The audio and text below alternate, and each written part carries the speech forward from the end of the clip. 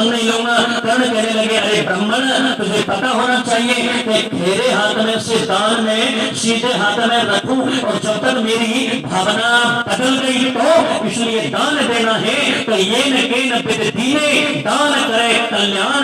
दान देना ही है तो ले जा, खैरे हाथ से ले चाहे सीधे हाथ से ले, दान ही को लेना है। दान में संकोच नहीं करना है।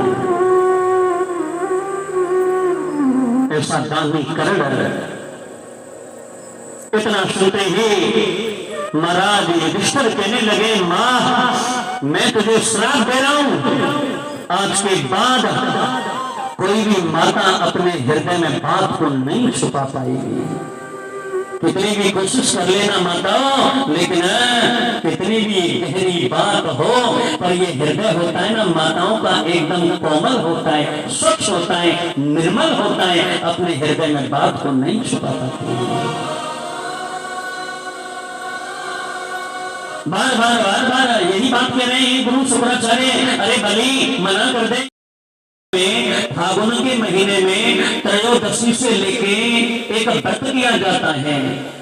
एकादशी से लेके द्वादशी और त्रयोदशी तक 3 दिन का व्रत होता है, जिसका नाम है पयोव्रत। यदि हम श्रद्धा भाव से व्रत का पालन करें तो हमारे मन की आकांक्षाएं पूर्ण हो जाएंगी। माता अदिति ने उस व्रत को बड़ी विधि विधान से अनुकरण किया, और जैसे अनुकरण उसका किया, स्वयं भगवान नारायण छोटे से बामन बन करके इनके महल में प्रकट हो गए। बोले बामन भगवान की। जो जीवन में दुखों का आवाहन लग गया और परमात्मा की हर समय याद बने रहना गोविंद की प्रसन्नता का सबसे बड़ा कारण है। हम लोग भगवान को सब याद करते हैं, सब लोग याद करते हैं, लेकिन कब याद करते हैं जब हमारे जीवन में संकट आता है, तब हम भगवान की याद करते हैं।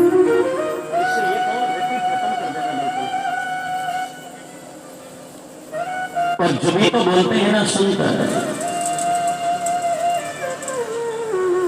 कि दुख में सुमिरन सब करें और सुख में करें न कोई, और जो सुख में सुमिरन करे तो दुख पाए को हो।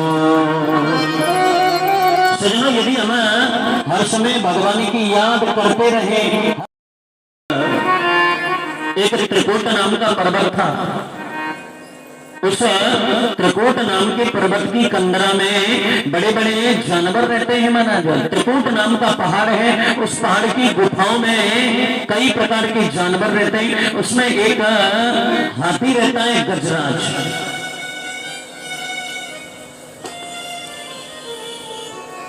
उस हाथी के महाराज 100 पत्नियां हैं, 150 बेटे हैं।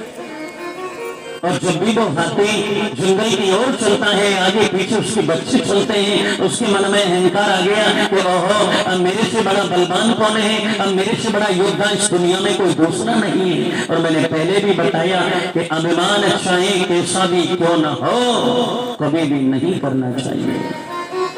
किसी को पुत्र का अभिमान होता है, किसी के अपने संतान का अभिमान होता है, किसी को रूप का अभिमान होता है, किसी को प्रतिष्ठा का अभिमान होता है, किसी को धन का भरे अपनी पीठ पे डाले, स्कूल में जल भरे अपनी पीठ पे डाले, बच्चों को नहलावे और खुद भी नहला, पत्नियों को नहला रहा है, बच्चों को नहला रहा है, खुद भी नहा रहा है।